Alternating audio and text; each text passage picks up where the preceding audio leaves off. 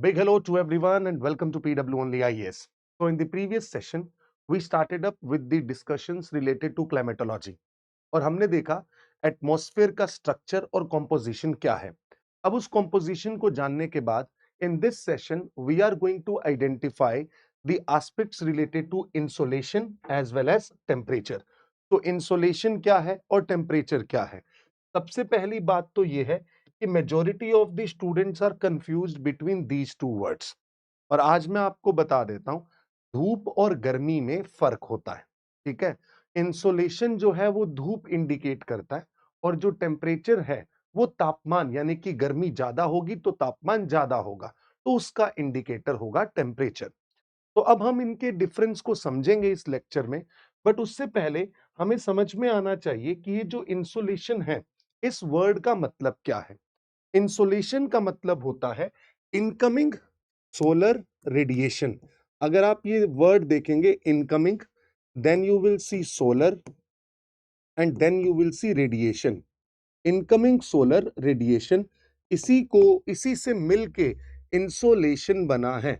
इसी से मिलके आपको इंसोलेशन वर्ड दिखाई दे जाएगा, क्योंकि यहां पे ही ये सारे जो चीजें हैं इसी से, एक minute just wait for a minute, यहां से ही आपको ये वर्ड दिखाई दे जाएगा insolation. So incoming solar radiation से ही ये वर्ड आता है इंसोलेशन, और इंसोलेशन से ही हमें पता लगता है कि इस पृथ्वी के ऊपर जो प्राइमरी सोर्स ऑफ एनर्जी है वो यही है। सूरज के अंदर होने वाले जो फ्यूजन रिएक्शंस हैं जिनको हमने पहले लेक्चर्स में पढ़ा था, उन फ्यूजन रिएक्शंस को अगर आप देखेंगे तो उससे जो एनर्जी जनरेट होती है वही एनर्जी रेज के रूप में, रेडिएशंस के रूप में धरती तक पहुंचती है। अब अगर मान लीजिए मैं इंसुलेशन की बात करूं, तो ये इंसुलेशन का जो स्पेक्ट्रम होता है इसे इलेक्ट्रोमैग्नेटिक रेडिएशन और इलेक्ट्रोमैग्नेटिक स्पेक्ट्रम के रूप में देखा जाता है। जैसा कि आप सब लोगों को मालूम होगा कि ये जो इलेक्ट्रोमैग्नेटिक स्पेक्ट्रम है, इस स्पेक्ट्रम के अंदर डिफरेंट डिफरेंट एनर्जी और वेवलेंथ की वेव्स होती हैं। डिफरेंट एनर्जी और डिफरेंट वेवलेंथ का क्या मतलब है, लेट मी एक्सप्लेन यू। जैसे कि आप यहाँ पे देखें, तो जब भी आप एनर्जी की बात करते हैं तो एनर्जी का मतलब होता है E equals to H C by lambda. जहां पे जो लेमडा है, ये लेमडा इंडिकेट करता है वेवलेंथ को। This lambda indicate the wavelength, right. और अगर आप E की बात करते हैं तो ये होता है एनर्जी। अगर मान लीजिए कोई भी सन रेज है, तो उससे हमें एक चीज तो पता लग गई कि एनर्जी जो है वो इनवर्सली प्रोपोर्शनल है वेवलेंथ से। वेवलेंथ के इनवर्सली प्रोपोर्शनल है। अगर इनवर्सली प्रोपोर्शनल है तो इसका क्या मतलब हुआ, यानी कि एनर्जी ज्यादा होगी तो वेवलेंथ क्या होगी, बहुत ही कम होगी। और एनर्जी कम होगी तो वेवलेंथ क्या होगी, ज्यादा होगी। तो ये एक एस्पेक्ट है जो हमें पता होना चाहिए, जिसमें हम देखते हैं कि E equals to H C by lambda and energy is inversely proportional to wavelength. यहां पे अब दूसरे एस्पेक्ट पे आते हैं। जैसे कि आपने देखा इंसोलेशन, इंसोलेशन में, इंसोलेशन के अंदर इनकमिंग सोलर रेडिएशन, जो इनकमिंग सोलर रेडिएशन है ये इलेक्ट्रोमैग्नेटिक रेडिएशंस होते हैं। ये इलेक्ट्रोमैग्नेटिक रेडिएशंस होते हैं, और इलेक्ट्रोमैग्नेटिक रेडिएशंस के अंदर मल्टीपल, बहुत सारे स्पेक्ट्रम के अंदर बहुत सारे rays, different different types of rays होती हैं। जैसे मैं अगर बात करूं, आप सब लोगों ने सुना होगा कि विजिबल रेंज भी होती है। यस, तो मैं एक काम करता हूं, पहले आपको रेडिएशंस बता ही देता हूं कि कौन कौन सी रेडिएशंस यहां पे हैं। तो जब आप इलेक्ट्रोमैग्नेटिक रेडिएशंस को देखते हैं, इलेक्ट्रोमैग्नेटिक रेडिएशंस को देखते हैं, तब यहां से क्या एहसास होता है, let's see this electromagnetic radiations. in this electromagnetic radiation you can see the spectrum like this। जैसे कि यहां से, जैसे कि अगर आप देखें यहां से, सबसे पहले जो सबसे हैवी एनर्जी रेज हैं, जो कि हाई एनर्जी रेज होती हैं, उनको बोला जाता है गामा रेज। गामा रेज के बाद we have X rays, X rays के बाद we have UV rays, UV rays. ये जो 3 तरीके के स्पेक्ट्रम है, इनको हम शॉर्ट वेवलेंथ वेव्स कहते हैं। ये है शॉर्ट वेवलेंथ वेव्स। और जैसा कि अभी हमने जाना था कि शॉर्ट वेवलेंथ वेव्स जो होती हैं उनकी एनर्जी क्या है? The energy is comparatively high. Energy इनकी बहुत ही ज्यादा होती है। इसके बाद हम बात करें, अब आती है मीडियम वेवलेंथ, जिसमें आपको एक पूरा स्पेक्ट्रम के अंदर भाग दिखाई देगा, जिसको आप बहुत बचपन से पढ़ते हुए आए हैं, जिसे हम जानते हैं जिसे हम जानते हैं विजिबल रेंज के नाम से। और इसमें आपने पढ़ा होगा विबग्योर। ये है विजिबल रेंज, ये है विजिबल रेंज। और इसके बाद की जो रेंज है, one we call as infrared rays. Infrared rays के बाद we have microwave and then we have radio waves. Then we have radio waves. ये सारी की सारी वेव्स हैं जो कि एक स्पेक्ट्रम के अंदर हमें इस तरीके से दिखाई देती हैं। Microwaves, then we have radio waves, infrared, visible, ultraviolet, X rays and gamma rays. ये पूरा का पूरा जो सिस्टम है, ये आपको दिखाई देता है इलेक्ट्रोमैग्नेटिक रेडिएशन के रूप में। और जो हमारा इंसोलेशन है, उस इंसोलेशन के अंदर इसी तरीके का इलेक्ट्रोमैग्नेटिक रेडिएशन हमें दिखाई दे रहा है। तो दिस इज इंसोलेशन। और उसी इंसोलेशन के अंदर इलेक्ट्रोमैग्नेटिक रेडिएशन, और इस इलेक्ट्रोमैग्नेटिक रेडिएशन के रूप में ये पूरा एक स्पेक्ट्रम डेवलप होता है। ठीक है जी। इसके बाद आगे बढ़ते हैं और देखते हैं ये आखिर है क्या। मान लीजिए this is our sun.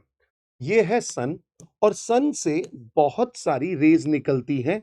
Right, ये बहुत सारी रेज निकलती हैं। These are the rays which are emitting from the sun surface. Sun का जो आउटर पार्ट है, जिसे हम फोटोस्फेयर के नाम से जानते हैं, वहां से आपको ये सारी रेज आती हुई दिखाई देंगी। And here we have the presence of our beloved planet earth. यहां पे है हमारा अर्थ। ठीक है जी। अर्थ के बाहर भी आपको दिखाई देता है एक लेयर, जिसको आपने एक्सोस्फेयर के नाम से जाना। This is the exosphere of the earth. Exosphere of the earth. Exosphere का मतलब है जो सबसे बाहरी भाग है हमारे अर्थ के एटमॉस्फेयर का। यहां पे है equator, then we have Tropic of Cancer, then we have Tropic of Capricorn. अब होता यह है कि सन से तो बहुत सारी रेज निकल रही हैं, बहुत सारी रेज सन से निकलती हैं जो कि इस एक्सोस्फेयर तक पहुंच रही हैं। बट इन रेज में से कुछ अमाउंट ऑफ रेज ऑलरेडी क्या हो जाती हैं? रिफ्लेक्ट हो जाती हैं, क्योंकि बहुत सारा डिस्टेंस ट्रेवल कर रही हैं। कुछ अमाउंट ऑफ रेज का क्या हो जाता है? स्कैटरिंग हो जाता है ना। इस तरीके से पहुंचते पहुंचते जितनी अमाउंट ऑफ इंसोलेशन यहां तक एक्सोस्फेयर तक पहुंचती है, वो एक कांस्टेंट अमाउंट कहलाता है। मतलब ये है कि सन से निकलने वाली एक एनर्जी जो कि निकली सन से, और बहुत सारा अमाउंट, अब इतना लंबा डिस्टेंस ये ट्रेवल कर रही है, इतने लंबे डिस्टेंस को ट्रेवल करने के कारण इस रेस का इस पूरे एटमॉस्फेयर के बीच में क्या हो जाता है? Reflection, scattering. बट कुछ एक constant amount of rays exosphere तक पहुंचती हैं। लेंजले ने सबसे पहले इसके बारे में बात की। उन्होंने बोला कि इस रेंज तक, यानी एक्सोस्फेयर तक 2 ग्राम कैलोरी पर मीटर स्क्वायर पर मिनट, ये जो ओवरऑल जितनी एनर्जी है, ये रिसीव होती है बाय द एक्सोस्फेयर। इस एनर्जी को बोला जाता है सोलर कांस्टेंट। इसे किस नाम से जाना जाता है? इसे जाना जाता है सोलर कांस्टेंट के नाम से। तो सोलर कांस्टेंट को किसने बताया? सोलर कांस्टेंट के बारे में बात की लेंजले ने। इसीलिए आप देखेंगे इसे बोला जाता है 2 लेंजले पर मिनट। इसे बोला जाता है 2 लेंजले पर मिनट। अब एक बात समझें, यहां से रिफ्लेक्शन एक्सोस्फेयर तक तो कांस्टेंट पहुंच गया, बट एक्सोस्फेयर के बाद क्या होने वाला है उसे समझने की कोशिश करते हैं। एक्सोस्फेयर के बाद अब देखें, यहां से एक रे निकली, इस जगह तक पहुंची, यहां से एक रे निकली, इस जगह तक पहुंची, और यहां से पहुंची ट्रॉपिक ऑफ कैंसर तक और यहां से पहुंची ट्रॉपिक ऑफ कैप्रिकॉर्न तक। आपको एक चीज समझ में आ रही होगी कि सोलर कांस्टेंट के बाद अगर आप इंसोलेशन देखेंगे तो इंसोलेशन जो है is variable. Insolation is variable on planet earth. Variable on planet earth. ये वेरिएबल क्यों है? क्योंकि हमारी धरती गोल है। अगर यहां पे एक सीधा तख्ती रखा होता, एक हार्डबोर्ड रखा होता तो सबको बराबर रेस मिलती। अब इसी डायरेक्शन से, इसी से हमें एक चीज स्पष्ट हो रही है, वो ये है कि इस जगह पे पोल्स पे अगर आप ये 90 डिग्री मानते हैं और ये है इक्वेटर, इस जगह पे डिस्टेंस भी ज्यादा ट्रेवल हुआ है, यहां पे डिस्टेंस भी कम है। और दूसरी बात, ये जो जगह है बच्चा, ये जगह एकदम स्ट्रेट है, मतलब बिल्कुल सनरेज क्या है, ओवरहेड है। ओवरहेड मतलब डायरेक्ट है, जबकि यहां पे सनरेज किसी एक एंगल पे आ रही हैं। इसका मतलब ये होता है कि जब सनरेज एंगल पे पहुंचेंगी ना, तब ओवरऑल इंसोलेशन क्या हो जाएगा, कम हो जाएगा। इसी तरीके से now I want to tell you one thing कि इंसोलेशन जो है वो वेरिएबल है। तो अगर वेरिएबल है तो कौन से ऐसे फैक्टर्स हैं जो कि इन्फ्लुएंस करते हैं इंसोलेशन को। अब हमारा काम है इन फैक्टर्स को आइडेंटिफाई करना। Factors that influence the insolation on this planet earth, जिसमें हम दो भागों में इन फैक्टर्स को देखते हैं। पहले हम बोलते हैं primary factors, second is the secondary factors. Primary factors और सेकेंडरी फैक्टर्स, ठीक है जी। सर प्राइमरी फैक्टर्स कौन से हैं जो इंसोलेशन को प्रभावित करते हैं? सर जो प्राइमरी फैक्टर्स हैं उनमें आता है सबसे पहला एंगल ऑफ सनलाइट। सबसे पहला है angle of sunlight. Second is angle of sunlight के बाद duration of day and night. Duration of day and night, ये दोनों चीजें जो हैं, एंगल ऑफ सनलाइट और duration of day and night, both of these things are depending upon what? ये दोनों डिपेंड करती हैं किस पे? Rotation and revolution of earth पे। Rotation and revolution of earth पे ये डिपेंड करती है। इसके साथ साथ अगर आप यहां पे सेकेंडरी फैक्टर्स में बात करेंगे तो सबसे पहले आपको सेकेंडरी फैक्टर में दिखाई देगा ट्रांसपेरेंसी ऑफ द एटमॉस्फेयर।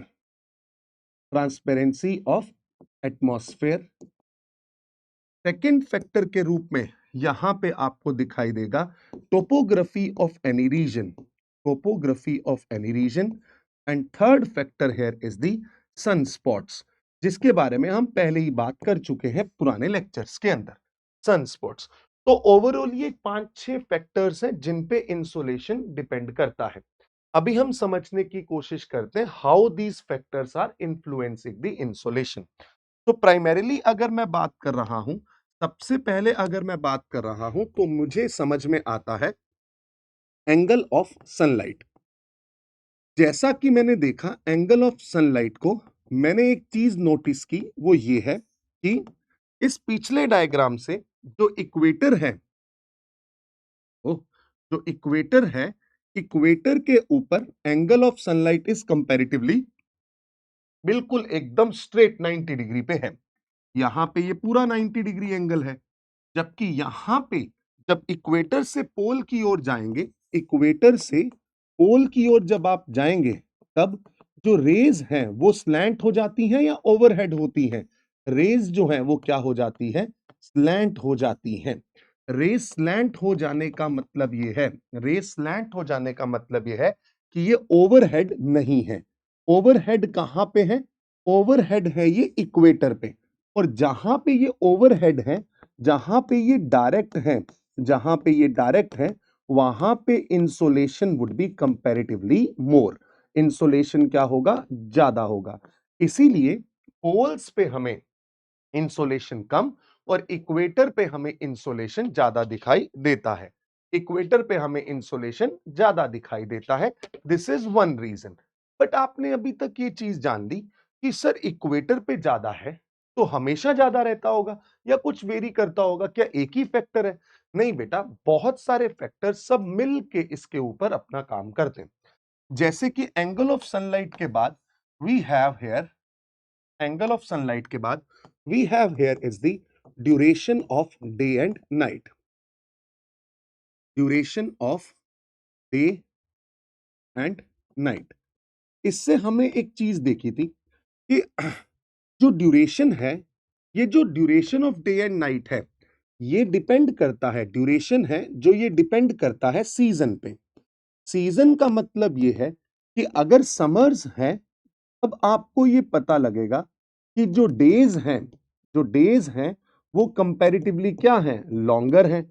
और अगर डेज लॉन्गर हैं तो इंसोलेशन भी क्या होगी, कंपैरेटिवली ज्यादा होगी। तो इंसोलेशन भी ज्यादा होगी, क्यों, दिन के समय में ही तो सूरज होता है। और विंटर्स के समय में इंसोलेशन कंपैरेटिवली क्या है, विंटर्स के समय में इंसोलेशन कंपैरेटिवली क्या है, कम है। और हमने एक बात देखी थी, सीजन डिपेंड किस पे करते हैं, रेवोल्यूशन पे। सीजन किस पे डिपेंड करता है, रेवोल्यूशन पे।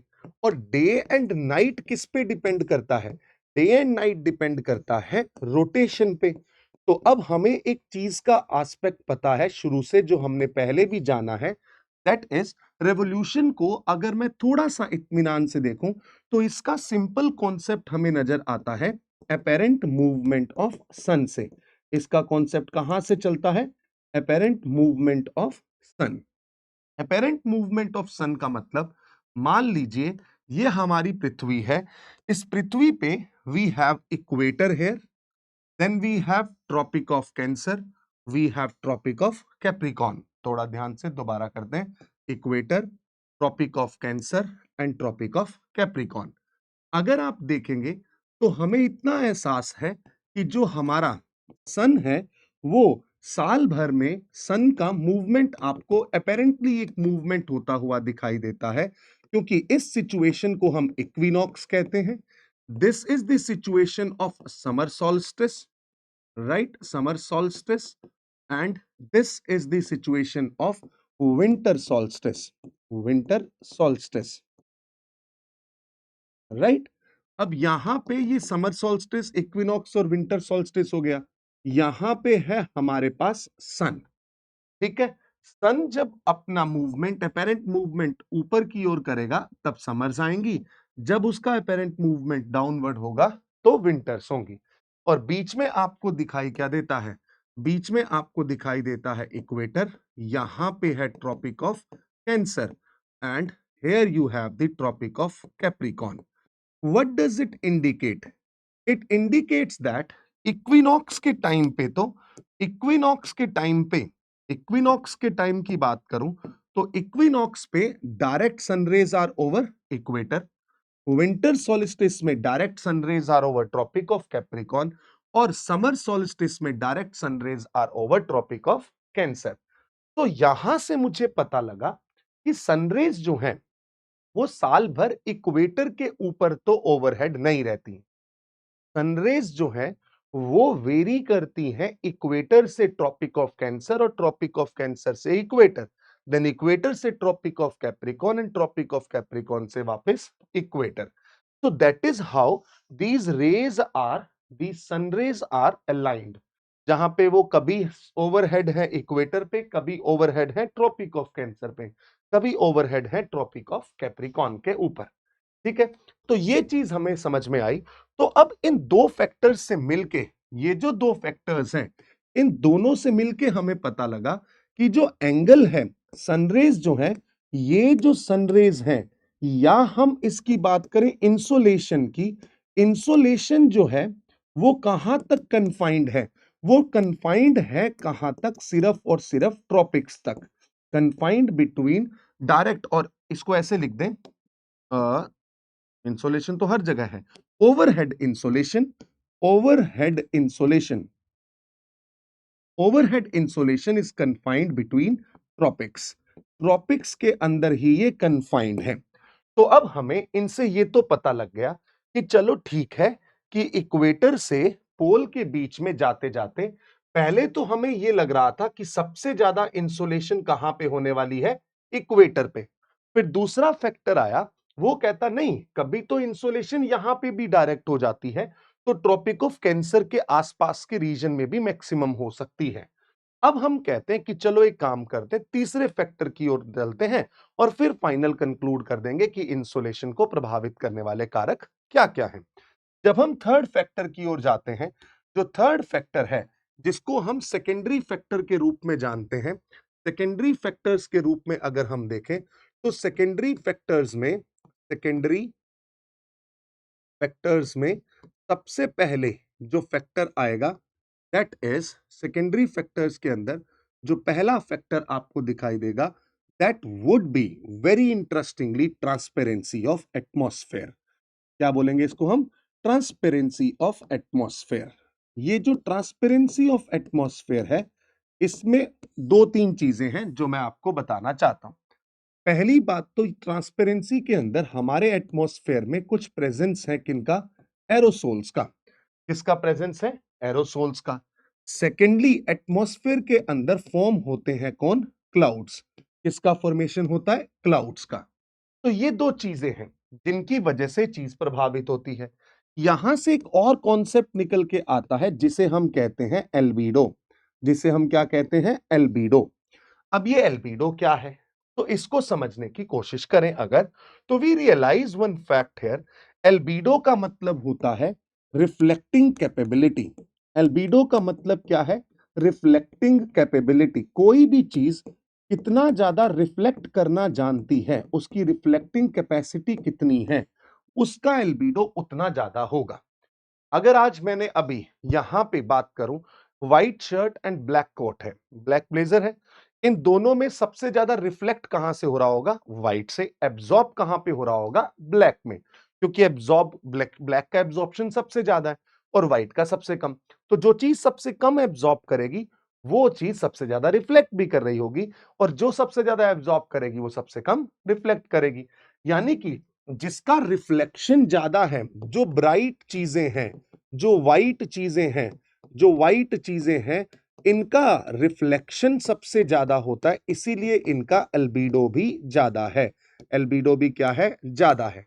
जहां पे अगर मैं आपसे बात करूं, जैसे कि फ्रेश स्नो हो गई, राइट, फ्रेश स्नो हो गई, इसका एल्बिडो ज्यादा है।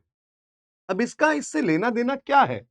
लेना देना बेटा ये है कि मान लीजिए सन से रेज आ रही हैं, बट यहां पे कोई सरफेस ऐसा है जिससे पहले ही ये रिफ्लेक्ट होके चली गई, यहां पे धरती के सरफेस तक पहुंच ही नहीं पाई। तो क्या हमारे जो ये एरोसोल्स हैं, क्या हमारे जो ये सरफेसेस हैं, क्लाउड्स हैं, ये अल्बीडो शो करते हैं? जी हां सर, अल्बीडो शो करते हैं। क्लाउड्स का भी अल्बीडो, जो सबसे पहली बात, जो लो थिक क्लाउड्स होते हैं, जो थिक क्लाउड्स हैं, उनका भी अल्बीडो क्या है? ज्यादा है। क्लाउड्स का भी अल्बीडो क्या है? हाई है। इसका मतलब यह है कि आपको आज ये चीज का एहसास होगा, जैसे आज बारिश होने वाली है, तो जब बादल बन जाते हैं तो सूरज क्यों नहीं दिखाई देता? क्योंकि क्लाउड उसको पहले ही क्या कर देते हैं? रिफ्लेक्ट कर देते हैं। उसे ही हम अल्बीडो कहते हैं। अब अगर हम यहां पे एक बात देखें कि जो चारकोल की रोड है, जो ब्लैक चारकोल की रोड है, या बिल्डिंग मटेरियल है, या बिल्डिंग मटेरियल है, क्या इनका एल्बिडो कम होता है? बिल्कुल सही बात है, इनका एल्बिडो आई एम सॉरी इनका अल्बीडो क्या होता है? बहुत ही कम होता है। ठीक है सर। अब क्लाउड्स पे आते हैं। जैसे ही आप क्लाउड्स पे पहुंचे, आपने ये देखा कि क्लाउड्स भी दो तरीके के हैं। कौन कौन से दो तरीके हैं उनको समझते हैं। कुछ क्लाउड्स ऐसे हैं जिन्हें हम थिन क्लाउड्स कहते हैं, कुछ क्लाउड्स ऐसे हैं जिन्हें हम थिक क्लाउड्स कहते हैं, राइट। जो थिन क्लाउड्स हैं, जो थिन क्लाउड्स हैं, these clouds are these clouds are very thin and are very high clouds. ये क्या है? बहुत ही हाई क्लाउड्स हैं। और जो थिक क्लाउड्स हैं, वो बहुत ही लो क्लाउड्स हैं और वर्टिकली इस तरीके से डेवलप होने की कोशिश करते हैं, राइट। वर्टिकली इस तरीके से डेवलप होने की कोशिश करते हैं, ये थिक क्लाउड्स हैं। जो थिन क्लाउड्स हैं, इनसे जो सनरेज होती है बेटा, वो तो बहुत आराम से पार कर जाएगी, इंसोलेशन ज्यादा होगा। थिक क्लाउड में इंसोलेशन कम होगा। तो यहां से ये पता लगता है, जहां पे थिक क्लाउड्स होते हैं वहां पे इंसोलेशन क्या होता है? कम होता है। जहां पे थिन क्लाउड्स हैं वहां पे इंसोलेशन पे ज्यादा फर्क नहीं पड़ता, वो ज्यादा होता है। तो क्या मैं कह सकता हूं जिस एरिया के अंदर बादल बनेंगे वहां पे इंसोलेशन कम हो जाएगा? बिल्कुल सही बात है। यहां से मुझे एक बहुत ही खूबसूरत सी बात पता लगी। मैंने सवाल पूछा किसी बच्चे से कि बेटा इक्वेटर से अगर आप इन जनरल पोल्स की ओर जाएंगे, तब इक्वेटर से पोल्स की ओर जाने पे इंसोलेशन कम होगा या बढ़ेगा? तो सबने बोला कि सर इंसोलेशन क्या होता है, इक्वेटर से पोल पे जाने पे कम होता है। इंसोलेशन क्या होता है? कम होता है, क्योंकि एंगल ऑफ सनरेज, उसके साथ साथ आप ये भी जानते हैं एंगल ऑफ सनरेज के साथ साथ you know one more thing here, and that is the pole के ऊपर, पोल के ऊपर कभी कभी ऐसा वक्त भी आएगा ना कि 6 महीने रात होती है। ये भी आपको बताया गया है पिछली क्लासेस के अंदर। ठीक है, तो ये चीज समझने के बाद अब मुझे पता लगा कि इक्वेटर से पोल पे जाते जाते डिस्टेंस भी ज्यादा है, एंगल भी स्लैंट है, तो भैया इंसोलेशन तो कम होगा। इसका मतलब ये है, अब मैं क्या करता हूं, देखता हूं कि मैक्सिमम कहां पे है। तो किसी ने बोला सर आप बोलते रहे हो इक्वेटर पे मैक्सिमम होगा, मैंने बोला इस पे मैक्सिमम नहीं होगा, मैक्सिमम इस पे नहीं होगा। क्यों मैक्सिमम नहीं होगा? क्योंकि बीच में आप एक चीज भूल जाते हैं कि इक्वेटर के ऊपर रेनफॉल बहुत ही ज्यादा है, और अगर रेनफॉल ज्यादा है तो इसका मतलब क्या है, यहां पे बादल भी क्या होंगे, ज्यादा होंगे। इसका मतलब यहां पे रिफ्लेक्शन क्या होगा, ज्यादा हो जाएगा, और क्या इंसोलेशन कम हो जाएगी? बिल्कुल सही बात है सर, इंसोलेशन कम हो जाएगी। इसीलिए तो सर एक बात पता लगी कि जिस दिन बारिश होने वाली होती है उस दिन धूप नहीं निकलती है। यही चीज हमने देखा।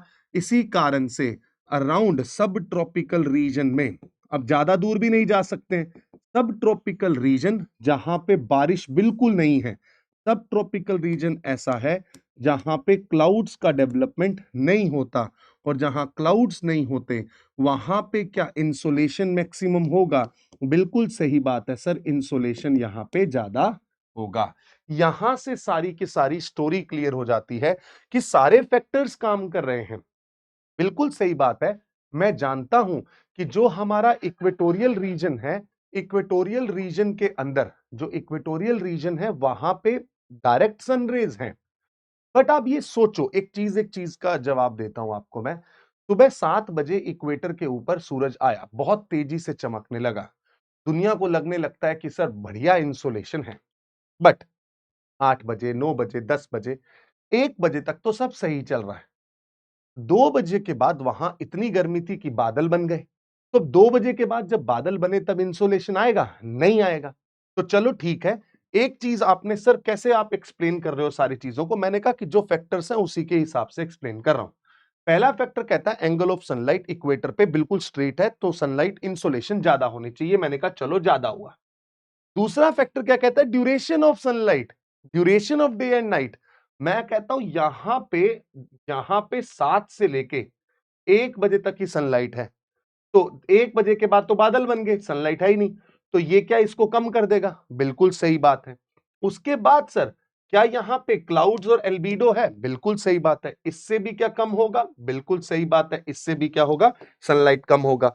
इस वजह से इक्वेटर पे कम हो जाता है इंसोलेशन। पोल का तो मुकाबला ही नहीं कर सकते हम, वो तो ठंडा है ही। वहां तो पहले फैक्टर ही सारे ये बोल रहे हैं, वहां तो सारे ही फैक्टर ये कहते हैं कि भाई नहीं होगी, ना होगी, इंसोलेशन पहुंच नहीं पा रही, सनरेज है ही, इतना लंबा डिस्टेंस ट्रेवल करके जा रही है ना। ये सारी चीजें तो हमें पता लग गई। अब हमें एक चीज और जाननी है, क्या एरोसोल्स प्रभावित करते हैं? बिल्कुल सही बात है। मान लीजिए ये है सरफेस, इस सरफेस के बाहर बहुत सारे छोटे छोटे छोटे छोटे छोटे छोटे डस्ट पार्टिकल्स हैं। जिस दिन धूल भरी आंधी निकली, धूल भरी आंधी आई, उन धूल भरी आंधियों से क्या जो इंसोलेशन है, इंसोलेशन है वो क्या हो जाएगा? इंसोलेशन रिफ्लेक्ट हो जाएगा। बिल्कुल सही बात है। तो what does it indicate? It indicates that reflection is going to be increased, और रिफ्लेक्शन के ज्यादा होने से इंसोलेशन क्या हो गया है? कम हो गया है। ये एक बात है।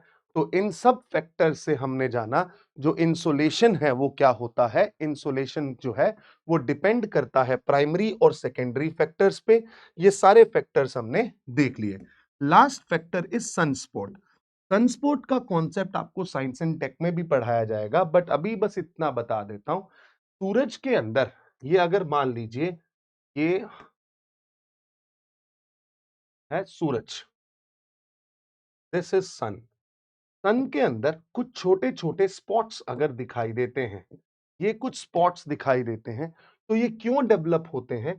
क्योंकि सन के अंदर मैग्नेटिक एनोमली डेवलप होती है। मैग्नेटिक एनोमली का मतलब यह है कि जो मैग्नेटिज्म है सन का, उसकी जो मैग्नेटिक फील्ड लाइंस हैं, वो मैग्नेटिक फील्ड लाइंस बहुत स्ट्रांग हो जाती हैं और यहां से रेडिएशंस ज्यादा निकलने लगते हैं और इस वजह से यहां पे स्पॉट्स बनने लगते हैं। जिन जिन जगहों से ज्यादा रेडिएशन निकल जाता है वहां पे स्पॉट बन जाता है। बट अगर रेडिएशन इंक्रीज हो रहा है तो क्या सन स्पॉट के इंक्रीज होने से इंसोलेशन इंक्रीज होगा? बिल्कुल सही बात है सर, बट ये बहुत ही माइन्यूट सा फैक्टर है। अभी आप आजकल जियोमैग्नेटिक स्टॉर्म्स एंड ऑल देखेंगे, उनमें ये सब चीजें दिखाई देती हैं। तो this is all about the insolation that we have seen. तो insolation is the amount of incoming solar radiation that is going to be received by the planet. जो planet energy receive कर रहा है, that is received in the form of short waves and is termed as incoming solar radiation or insolation. Insolation is not constant over the surface of the earth. Yes, constant नहीं है. It is concentrated near the equator because of the curvature of the earth. अर्थ का curvature है, इसीलिए यहां तो पास में है, यहां थोड़ा दूर है। चले, उसके बाद अगर हम बात करें, आगे बढ़ते हैं। Some of the insolation is reflected of the atmosphere back into space. कुछ तो पहले ही वापस चली जाती है और लॉस हो जाती है। जो एनर्जी हमें प्राप्त होती है उसके बहुत सारे इंपैक्ट्स के रूप में हमें अर्थ के एटमॉस्फेयर का टेम्परेचर बैलेंस दिखाई देता है। Angle of inclination of the rays, distance from the sun, duration of day and night, effect of atmosphere, reflection, albedo, ये सब हमने देख लिया। हम रोटेशन ऑफ अर्थ की बात पहले ही कर चुके हैं कि सन का जो हिस्सा सूरज के सामने होगा, अर्थ का जो हिस्सा जो सूरज के सामने होगा, वहां पे क्या होगा? डे, और उसके अपोजिट विपरीत साइड में होगा night. Then the circle that divides the day from night on the globe is called the circle of illumination. ये हम कर चुके हैं। अब आप देखें यहां पे ये जो सनलाइट है, the sunlights are direct over this tropic of this equator, and as soon as we are moving towards equator it is wearing, और यहां पे जो एंगल ऑफ सनलाइट है that is becoming low। Done. इसके साथ साथ आगे बढ़ते हैं और बात करते हैं, यहां पे भी आपको बहुत अच्छे से पता लग जाएगा the sun rays are direct, the sun rays are oblique, slant है, ऑब्लिक है। तो अब एक बात बताओ, यहां पे एक चीज तो समझ में आ गई ना कि इंसोलेशन कम कहां पे होगा? पोल्स पे होगा। ज्यादा कहां पे होना चाहिए? इक्वेटर पे होना चाहिए। बट क्या मैक्सिमम होता है? ज्यादा होता है। क्या मैक्सिमम होता है? नहीं बेटा, मैक्सिमम नहीं होता। मैक्सिमम होता है सब ट्रॉपिकल रीजन में। सब ट्रॉपिकल का मतलब है 30 डिग्री के आसपास। ठीक है, चले, ये बात हमें समझ में आ गई है। अब हम आगे बढ़ते हैं। रेवोल्यूशन ऑफ अर्थ, ये बात हम बहुत अच्छे से पहले ही कर चुके हैं। Then solstice and all. एक चीज ये भी है जिसको आप पेरिहीलियन और एपिहीलियन के नाम से जानते हैं। मतलब ये कि हमारी अर्थ का डिस्टेंस सन से कितना है। जैसा कि हम सब जानते हैं कि the entire earth is revolving around the sun in an elliptical orbit. वो इलिप्टिकल ऑर्बिट में सूरज बीच में तो है नहीं, बिल्कुल सेंटर में। तो जब आप देखेंगे कि सन जो है वो अर्थ के बहुत ही करीब है, तब उसे बोला जाएगा पेरिहीलियन। तो कैसे याद किया था मैंने? पास में है तो पेरिहीलियन, अवे है तो दूर है यानी कि एपिहीलियन।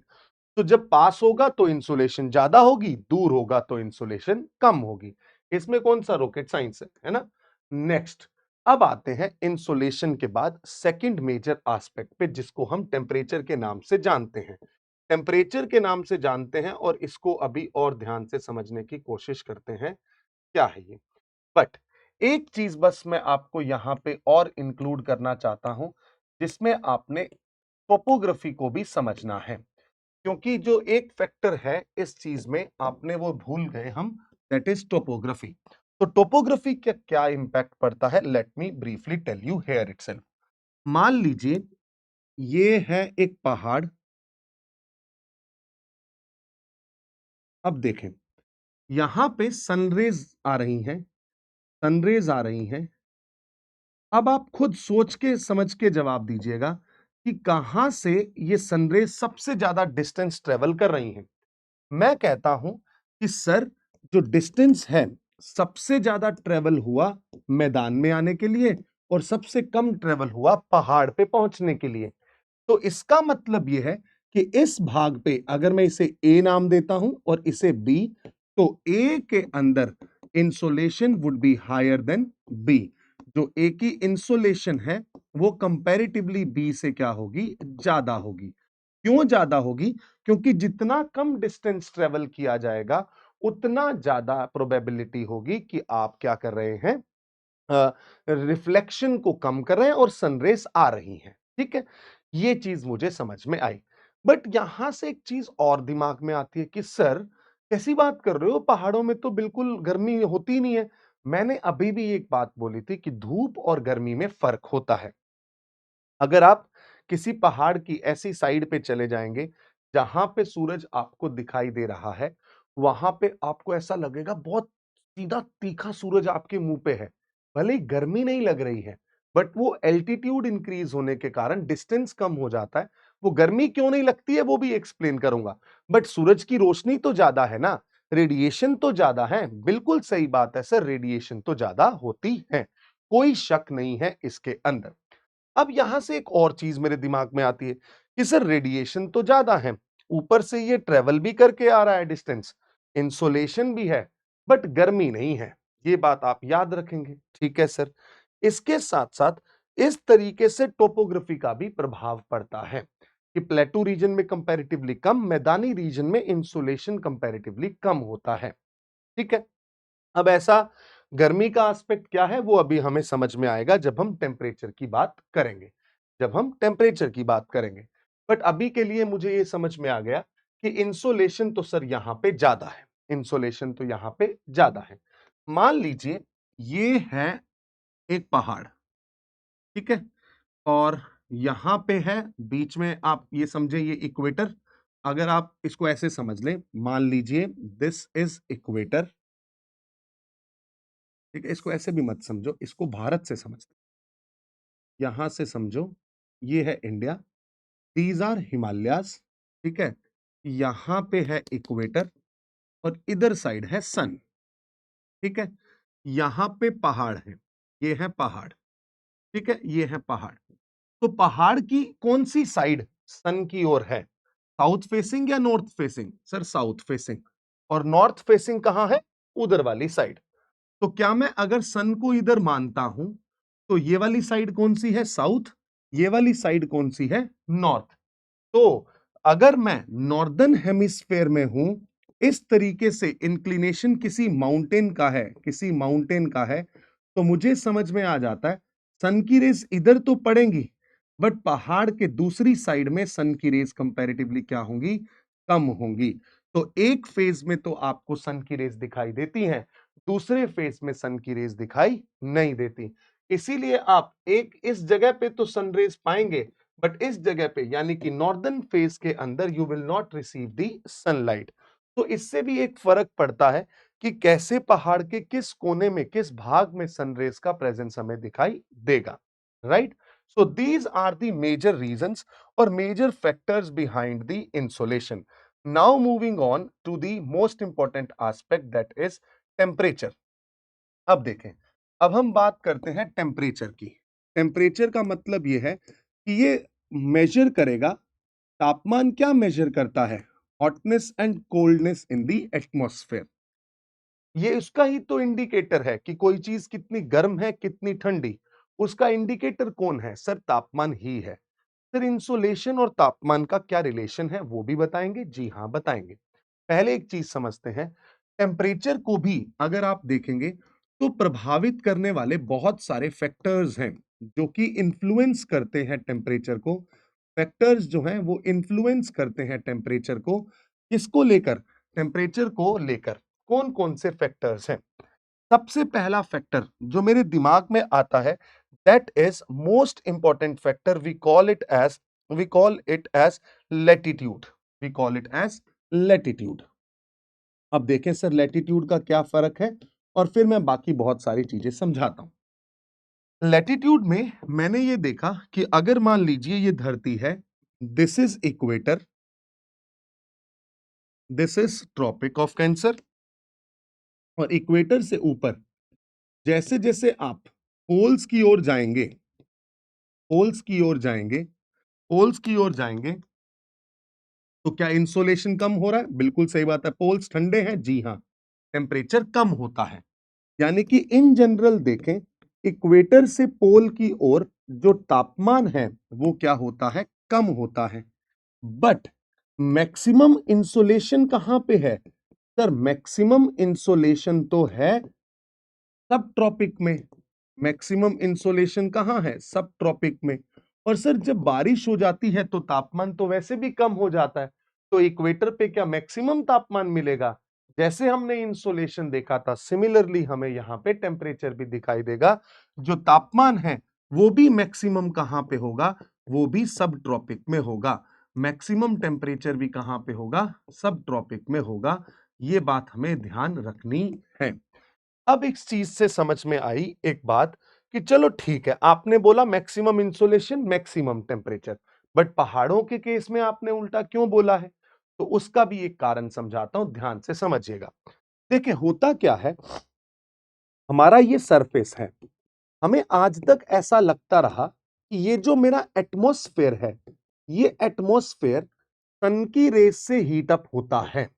मैंने पहले भी बताया, क्लाइमेट चेंज के अंदर भी, इन्वायरमेंट में भी ये बताया था कि सनरेज से ये एटमॉस्फेयर हीटअप नहीं होता।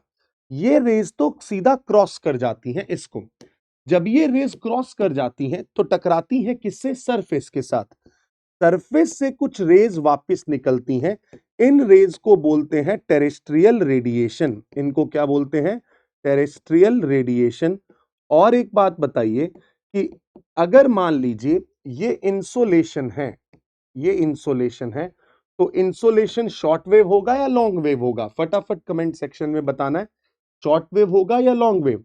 सर इंसोलेशन में एनर्जी ज्यादा है, तो जो वेवलेंथ है वो क्या होगी? कम होगी, यानी कि ये शॉर्ट वेवलेंथ होगा। This would be short wavelength. ठीक है सर, यहां से आगे बढ़ता है।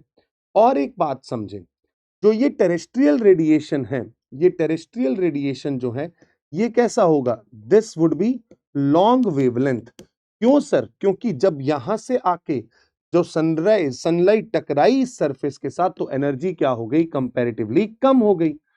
तो अब क्या होता है, ये जो बाहर जाने वाली रेडिएशंस हैं, इनको हमारा एटमॉस्फेयर क्या करता है? ट्रैप करता है, और उससे एटमॉस्फेयर की क्या होती है? हीटिंग होती है।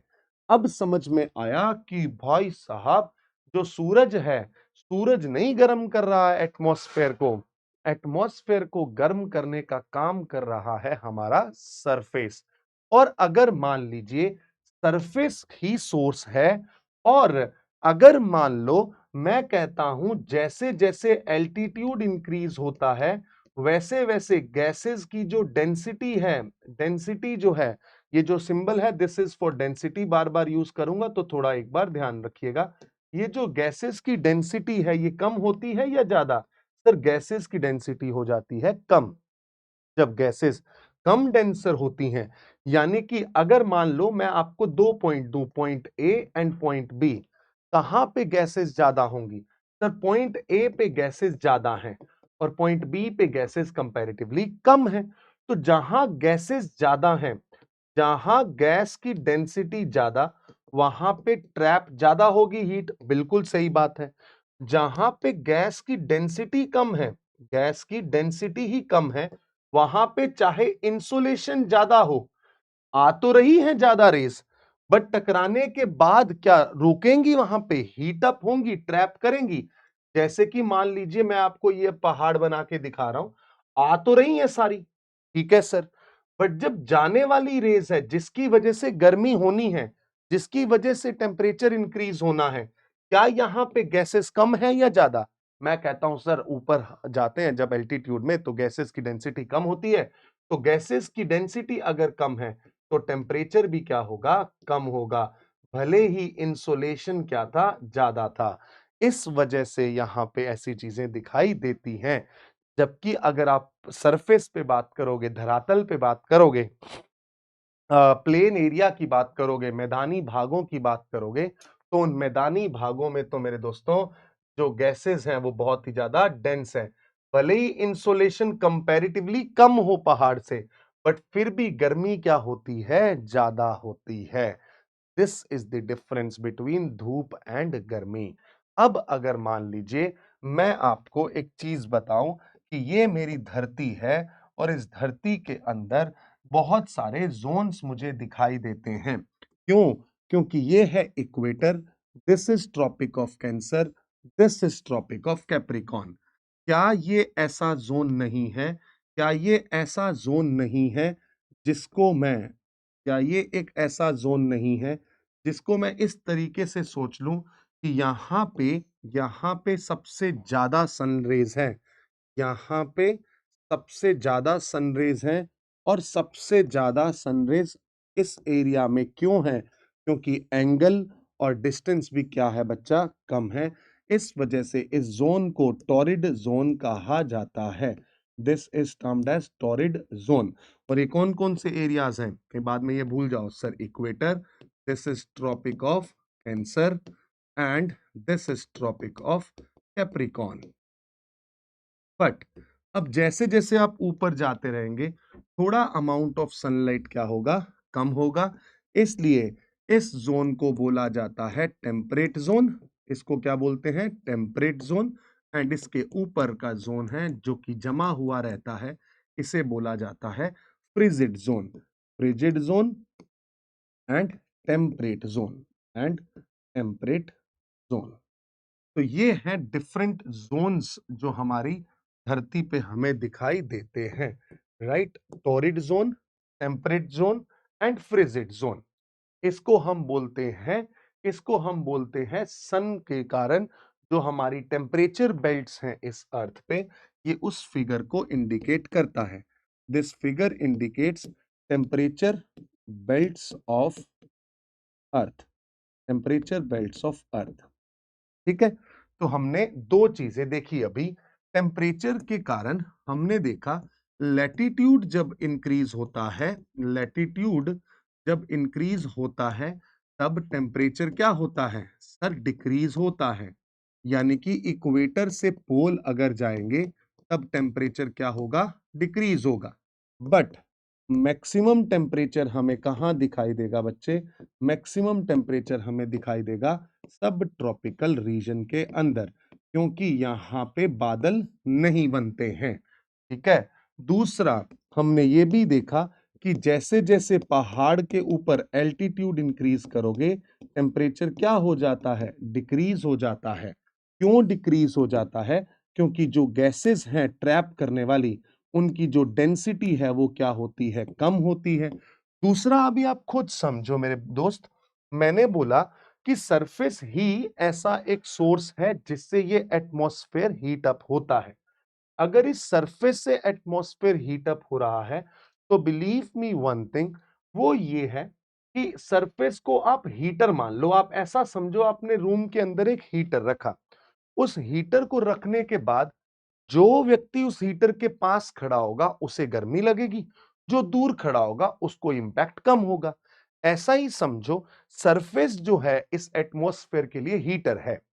और जब आप हीटर से दूर जाते रहोगे, यानी कि हीटर से दूर यानी कि एल्टीट्यूड इंक्रीज करते जाओगे मैदानी भागों से, तो डेफिनेटली आपको एक चीज नजर आएगी कि यहां पे टेम्परेचर कम होगा। तो यहां पे हम दूसरा ये भी बोल सकते हैं सोर्स ऑफ एटमॉस्फेरिक हीटिंग। जो एटमॉस्फेरिक हीटिंग है उसका सोर्स कौन है? एटमॉस्फेरिक हीटिंग का सोर्स जो है वो है, source of atmospheric heating is the surface. और जब आप सरफेस से दूर जाते हो तो टेम्परेचर डिक्रीज होता है। ठीक है, तो ये दो कारण हमें समझ में आए। डन। अब इसके बाद और क्या बातें हैं जो हमें टेम्परेचर के रिगार्डिंग करनी है, वो ये है कि टेम्परेचर को प्रभावित करने वाले जो फैक्टर हैं, उसमें तीसरा फैक्टर यहां पे मैं डिस्कस जो कर रहा हूं वो भी लिख देता हूं। Factors which are influencing what, temperature, जो कि किसको इन्फ्लुएंस कर रही हैं, टेम्परेचर को। जो तीसरा फैक्टर मैं यहां पे आपके सामने, और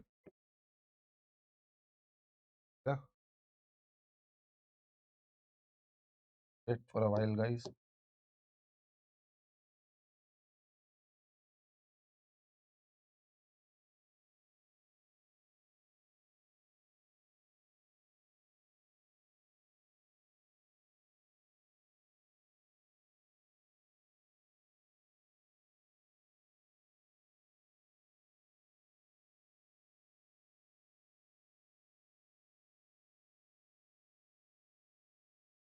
पहले and now take it this part. Done. Okay.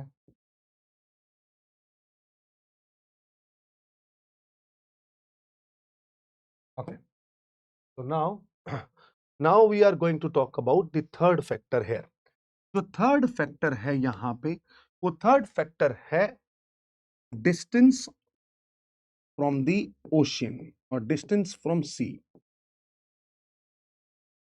जब आप डिस्टेंस फ्रॉम सी की बात करते हो, तब आप एक चीज जानते हैं कि मान लीजिए आप अगर ऐसे एरियाज में रह रहे हैं जो कि कोस्टल एरियाज हैं, जो कि कोस्टल एरियाज हैं, कोस्टल एरियाज के अंदर, कोस्टल एरियाज के अंदर बहुत सारी हवाएं चलती रहती हैं, जिसको हम लैंड ब्रीज और सी ब्रीज के नाम से जानते हैं। जो ये लैंड ब्रीज और सी ब्रीज हैं, वो इस एरिया के अंदर कोई भी व्यक्ति खड़ा है तो इसके टेम्परेचर को क्या करती हैं, मॉडरेट इफेक्ट देती हैं। कौन सा इफेक्ट देती हैं, मॉडरेट इफेक्ट। तो जो ओशियन का इंपैक्ट है वो ये रहता है कि कोस्टल एरियाज के अंदर हवाओं के चलने के कारण, लैंड ब्रीज और सी ब्रीज के चलने के कारण ओवरऑल तरीके से आपको बहुत अच्छा वेरिएशन दिखाई देता है। ठीक है, ये हो गया थर्ड फैक्टर, जो मैं आपको पढ़ भी देता हूं, इससे थोड़ा सा आपको अच्छा भी लगेगा।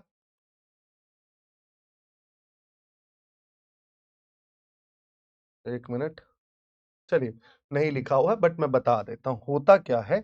जो ओशियंस हैं और लैंड है, इनके हीट होने का थोड़ा डिफरेंस होता है। Oceans and land both heated in different manner। How is it so? Let me briefly tell you.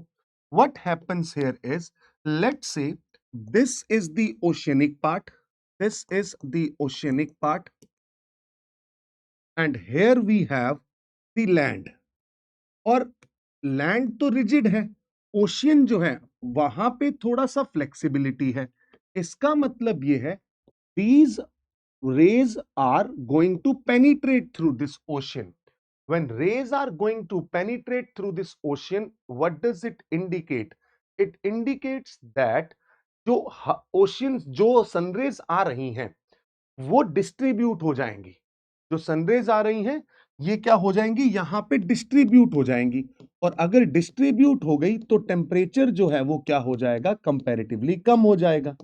जबकि लैंड पे तो ये डिस्ट्रीब्यूशन है ही नहीं। ऊपर से ओशियंस के अंदर डायनामिक मूवमेंट है, ओशियंस के अंदर डायनामिक मूवमेंट है। ओशियन का पानी जो है वो मूव करता रहता है, जिससे जो थर्मल एरियाज हैं, थर्मल एरियाज जो हैं उसके अंदर आपको क्या दिखाई देगा, आपको रेगुलेशन दिखाई देगा, यानी कि हीट का डिस्ट्रीब्यूशन हो जाएगा। जबकि यहां पे this land is very very rigid in nature. तीसरा एक और एस्पेक्ट यहां पे है, the specific heat capacity of ocean. जो ओशियन की स्पेसिफिक हीट कैपेसिटी है ये कंपैरेटिवली ज्यादा होती है, और लैंड की स्पेसिफिक हीट कैपेसिटी, जिसे हम सीपी से डिनोट करते हैं, ये कंपैरेटिवली कम होती है। इसका सीधा साधा मतलब यही है, पानी ना जल्दी ठंडा होता है और ना ही जल्दी गर्म होता है। सिंपल स्ट्रेट फॉरवर्ड बात है। इसी कारण से जब आप क्लाइमेट के एरियाज में, कोस्टल एरियाज में होंगे, तब उन कोस्टल एरियाज में you will realize that coastal area के अंदर एक्सट्रीम टेम्परेचर आपको दिखाई नहीं देगा। Moderate climatic conditions are always there as far as oceanic areas or coastal areas are concerned. But when you come to the interior part of the land, then the चारों तरफ से land के घिरे होने के कारण ठंडी भी बहुत जल्दी होगी और गर्मी भी बहुत जल्दी होगी। इसी कारण से जब नॉर्दर्न पार्ट ऑफ इंडिया की बात आती है तो यहां पे समर्स और विंटर्स दोनों एक्सट्रीम होते हैं, जबकि कोस्टल एरिया के अंदर हमें ऐसा कुछ भी इंपैक्ट दिखाई नहीं देता। This is the major aspect. तो यहां से हमने ओशियन और लैंड को भी समझ लिया। देन फाइनल एक बात और मैं यहां पे करना चाहता हूं, जो पिछली स्लाइड में ही बता देता हूं, वो ये है बच्चा, ओशियन और लैंड के साथ साथ एक इंपैक्ट होता है जिसको आप कहते हैं कॉन्टिनेंटैलिटी। जिसको आप कहते हैं कॉन्टिनेंटैलिटी। कॉन्टिनेंटैलिटी का मतलब ये होता है कि अगर कोई एरिया पूरा एरिया चारों ओर से, कोई एरिया चारों ओर से लैंड से घिरा हुआ है, किससे घिरा हुआ है?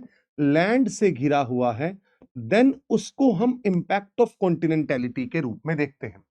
कॉन्टिनेंटैलिटी कहता है टेम्परेचर जो है वो यहां पे क्या होंगे? एक्सट्रीम होंगे। एक्सट्रीम होने का मतलब यह है इस लैंड की अवेलेबिलिटी के कारण जब भी समर्स होंगी या जब भी विंटर्स होंगी, तब टेम्परेचर क्या होगा? बहुत ही कम। और जब समर्स होंगी तब टेम्परेचर क्या होगा? बहुत ही ज्यादा। टेम्परेचर क्या हो जाएगा? बहुत ही ज्यादा। ऐसा इंपैक्ट आपको अगर विंटर्स के रूप में देखने को चाहिए तो आपको रशिया के अंदर साइबेरिया का जो रीजन जो चारों ओर से लैंड से घिरा हुआ है वहां पे जरूर दिखाई दे जाएगा। तो दिस इज वन एस्पेक्ट जिसे हम कॉन्टिनेंटैलिटी के नाम से जानते हैं। तो अगर हम चारों ओर से लैंड से घिरे होंगे तो eventually we will realize that कि उसके कारण टेम्परेचर की एक्सट्रीमिटीज हमें दिखाई देती हैं। डन। सो ये हो गया एक पार्ट। देन इसमें एक और चीज आती है ओशियंस के साथ ही एसोसिएट हो गई, जिसको हम नेक्स्ट फैक्टर के रूप में देखते हैं, दैट इज ओशियन करंट्स। जिसको हम जानते हैं ओशियन करंट्स के रूप में। ओशियन करंट्स का मतलब यह है कि जब भी वार्म ओशियन करंट का प्रेजेंस होगा, यानी कि ऐसे करंट्स, क्योंकि समुद्रों के अंदर, जिसे हम ओशियनोग्राफी में पढ़ेंगे भी, समुद्रों के अंदर जब भी ओशियन की धाराएं चलती हैं वो या तो वार्म होती हैं या कोल्ड होती हैं। जब वार्म ओशियन करंट की बात आएगी तब आप देखेंगे कि ये ऐसे करंट्स हैं जिसकी वजह से जो टेम्परेचर है वो क्या हो जाएगा? Temperature will increase. और कोल्ड ओशियन करंट जो है इसकी वजह से जो टेम्परेचर होगा वो क्या हो जाएगा? डिक्रीज। तो ये एक कहानी है जो आपको ओवरऑल समझनी है। तो हमने ओवरऑल सारे फैक्टर्स देख लिए कि किन किन फैक्टर्स के रूप में ये सारी चीजें आती हैं। अब हमें दो मेजर कॉन्सेप्ट को पढ़ना है, then we will be done with this entire prospect. Atmosphere किन किन से हीटेड होता है? यहां पे पहला है conduction, second we will say convection, और रेडिएशन तो हमने देख ही लिया है। Convection and third is radiation. ये तीनों प्रोसेस मैं समझा देता हूं जिससे आपको कभी परेशानी नहीं होगी। व्हाट हैपेंस हियर इज, मान लीजिए this is the surface of the अर्थ। ये अर्थ का सरफेस है। इस सरफेस पे हीटिंग बहुत ज्यादा हुई। जब बहुत ज्यादा हीटिंग हुई तो इसका टेम्परेचर, जो इसका तापमान है, वो क्या हो गया? बहुत ही इंक्रीज हो गया। तापमान बढ़ गया। जब तापमान बढ़ा, व्हाट डज इट इंडिकेट? इसके टेम्परेचर इंक्रीज होने का मतलब है कि ये सरफेस बहुत गर्म है। इसके आसपास की जो सराउंडिंग की एयर होगी वो इसके संपर्क में आई। आपको ये चीज याद रखनी है, जो एयर होती है वो बहुत ही बैड कंडक्टर ऑफ हीट है। बैड कंडक्टर ऑफ हीट का मतलब एयर की लेयर्स के बीच में हीट का कंडक्शन नहीं होता। बट जो एयर की लेयर सरफेस पे आके एसोसिएट हो गई ना, उस लेयर के साथ यहां पे क्या हो जाएगा? उस लेयर के साथ यहां पे कंडक्शन का प्रोसेस स्टार्ट होगा, और इसकी वजह से ये जो टेम्परेचर गर्म था, जो ये गर्म सरफेस था, this will also become warm. ये भी क्या हो जाएगा, गर्म हो जाएगा। अब जब ये गर्म हो गया तब ये पार्टिकल क्या हो जाता है, हल्का।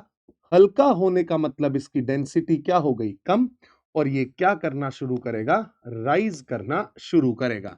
ये राइज करना शुरू करेगा और राइज करते करते जो भी इस धरती की, यानी कि सबसे पहले प्रोसेस पे क्या आया, कंडक्शन। कंडक्शन कहां हुआ, सिर्फ लोअर लेयर्स में, सिर्फ लोअर लेयर्स में। क्यों सर, क्योंकि जो लेयर्स कांटेक्ट में थी वहां वहां तक हो सकता है, बाकी सब जगह नहीं होगा। बट अगर ये लो नीचे से गर्म हो गया है तो इट विल राइज। जब ये राइज करेगा तो क्या नीचे की हीट को ऊपर लेके जाएगा, बिल्कुल सही बात है सर, नीचे की हीट को ऊपर की ओर लेके जाएगा। जब ऊपर जाएगा तब इसका तापमान क्या हो जाएगा, कम, क्योंकि एल्टीट्यूड इंक्रीज होने पे टेम्परेचर डिक्रीज होता है। और जब ये टेम्परेचर डिक्रीज हो गया तब ये भारी हो जाएगा, और भारी होने के बाद, हल्का भारी होने के बाद ये कहीं ना कहीं नीचे की ओर गिरने लगेगा। और जहां से ये पहले ऊपर उठ के गया था उस जगह पे प्रेशर कौन सा, लो प्रेशर, और जहां पे आके गिरेगा वापस वहां पे प्रेशर कौन सा होगा, हाई प्रेशर। क्योंकि आप खुद समझें, पहले तो इस सरफेस के ऊपर किसी ने दबाव बनाया हुआ था, जिसकी वजह से क्या हो रहा था, जिसकी वजह से यहां पे प्रेशर था। बट अगर वो उठ गया ऊपर तो प्रेशर क्या हो गया, कम, तो लो प्रेशर। और पहले इस सरफेस के ऊपर कुछ नहीं था, ऊपर से हवा आके नीचे दबाव बनाएगी तो प्रेशर क्या हो गया, हाई। ऊपर से जब हवा ने दबाव बनाया, अब हम सारी दुनिया जानती है हाई प्रेशर से लो प्रेशर क्या होता है, हवाएं चलती हैं। तो क्या ये कन्वेक्शन करंट जो हमने पढ़ा था, जो हमने जियोमॉर्फोलॉजी में पढ़ा था, उसमें भी तो यही हो रहा था कि नीचे का जो मैग्मा है ऊपर, ऊपर का मैग्मा नीचे, ऐसे नीचे की हवा ऊपर और ऊपर पहुंचने के बाद ठंडी हवा नीचे। तो ये जो प्रोसेस है इसे हम कहते हैं कन्वेक्शन। कंडक्शन मैंने आपको बता दिया। यहां पे रेडिएशन तो अभी तक हम बात करते हुए आए ही हैं। तो conduction, convection and radiation, these are the three major processes जिससे ये एटमॉस्फेयर के अंदर सारी चीजें चलती हैं। बट एक चीज यहां पे ऐड करूंगा, जहां पे हाई प्रेशर डेवलप होता है उसे बोलते हैं एटमॉस्फेरिक स्टेबिलिटी की कंडीशन, और जहां पे हाई प्रेशर बन गया वहां पे क्लाउड्स कभी भी नहीं बनेंगे, क्योंकि हवा नीचे आ रही है और यहां पे रेनफॉल नहीं होती। और इसी सिचुएशन को बाद में लेटर ऑन स्टेजेस में समझाऊंगा, एंटी साइक्लोनिक कंडीशन भी कहते हैं। जबकि जब राइज करती है एयर, जब लो प्रेशर कंडीशन है तो इसे साइक्लोनिक कंडीशन बोला जाता है। और इस कंडीशन में क्लाउड्स का फॉर्मेशन होता है। क्लाउड्स के फॉर्मेशन के कारण यहां पे आपको लार्ज स्केल पे क्या दिखाई देगी, रेनफॉल भी दिखाई देती है। This is something we call as the entire prospect of atmospheric heating. चलिए अब हम लास्ट भाग पे बढ़ते हैं इस पूरी क्लास के, जिसको हम बोलते हैं urban heat island. Urban heat island. Urban heat island का मतलब ये होता है कि ऐसे एरियाज, आपने ये फील भी किया होगा, खुद समझें। मान ली इसको मैं ना तीन चीजों से बताता हूं, urban activities, urban construction, urban emission and urban activities. Urban emission, urban construction और अर्बन एमिशन और अर्बन एक्टिविटीज।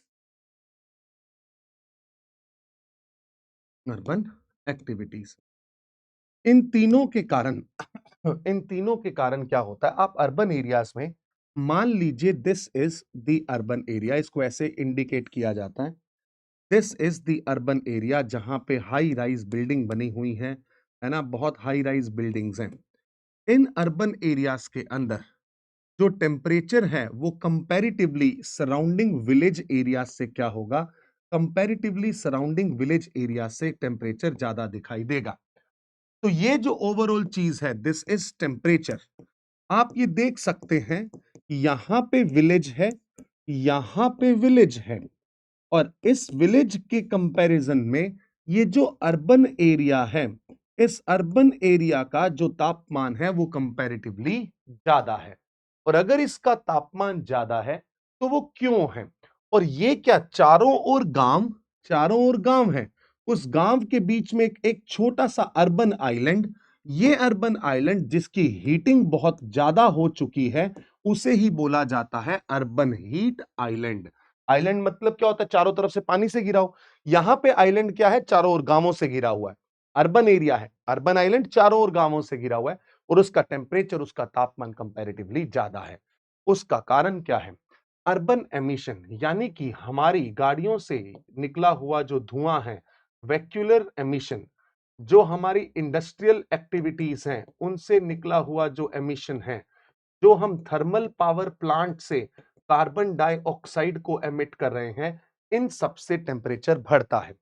अर्बन कंस्ट्रक्शन, आप खुद सोचें, क्या मैं कह सकता हूं एल्बिडो इससे कम हो जाता है? बिल्कुल सही बात है, क्योंकि पहले तो सॉइल थी, उस सॉइल को हमने क्या कर दिया? कॉन्क्रीटाइज कर दिया। उस सॉइल को हमने कॉन्क्रीटाइज कर दिया और इसके कॉन्क्रीटाइजेशन के कारण आप देखेंगे एल्बिडो कम हो जाएगा। और एक छोटा सा एस्पेक्ट है, आप देखो, पहले ये खाली जगह थी तो इतने एरिया पे सनलाइट आ रही थी, ठीक है। अब ये जगह बन गई तो यहां पे क्या होगा?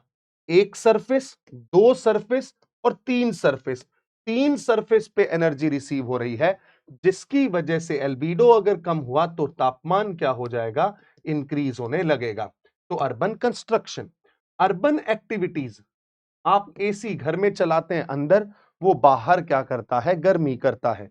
ये जो अर्बन एक्टिविटीज हैं, चाहे हम एसी का यूज करें या हम बहुत सारे ऐसे अप्लायंसेस का यूज करें जो कि एटमॉस्फेयर को बहुत ज्यादा नुकसान पहुंचाते हैं, जैसे कि रेफ्रिजरेंट्स, जैसे कि हमारे प्रोपल्शंस, प्रोपेलेंट्स, ये सारी ऐसी एक्टिविटीज हैं जिसके कारण अर्बन एरिया के अंदर टेम्परेचर कंपैरेटिवली ज्यादा दिखाई देता है।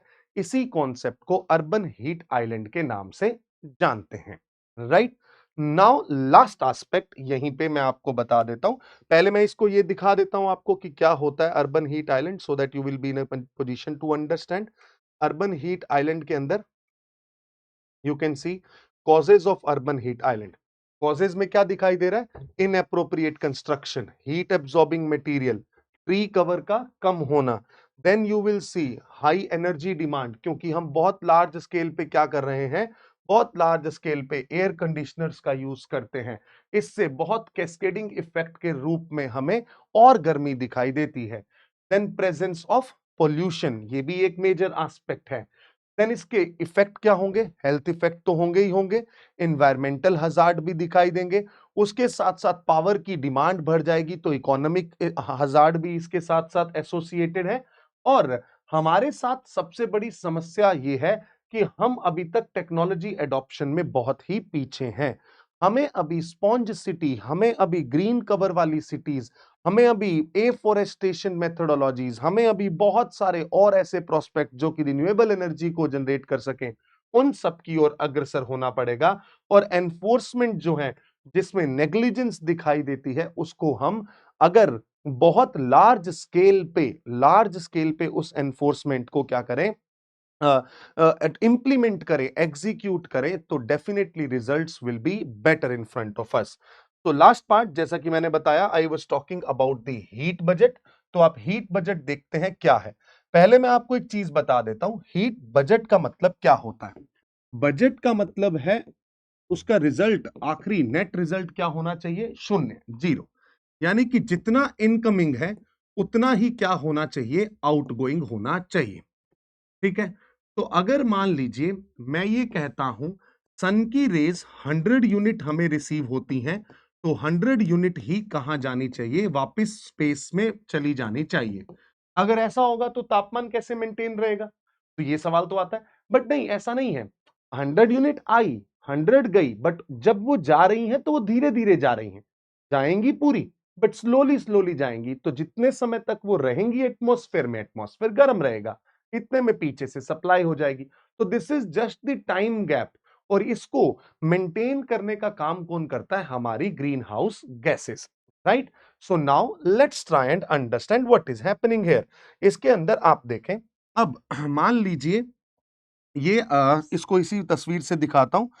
देखिए, सबसे पहले 100 यूनिट सनलाइट आई है।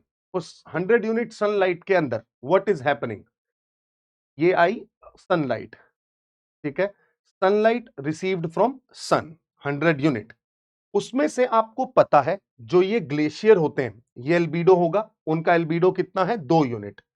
27 यूनिट जो है वो बादलों से टकरा के चली गई पहले ही, क्योंकि हम पहले एल्बीडो की बात कर चुके हैं। 6 यूनिट जो है ये एटमॉस्फेयर की कुछ गैसेस से टकरा के चली गई, तो 35 यूनिट तो पहले ही चली गई है। रह गई कितनी 65 यूनिट। 65 यूनिट में से 14 यूनिट तो क्या हो गई एब्जॉर्ब हो गई, और 51 यूनिट पहुंची कहां पे सरफेस पे, यानी कि सरफेस ने कितनी रिसीव की 51। 51 के बाद अब देखो ध्यान से, 51 में से 17 तो डायरेक्ट चली जाती है कहां पे स्पेस में, 34 चली गई एब्जॉर्ब कर ली किसने गैसेस ने।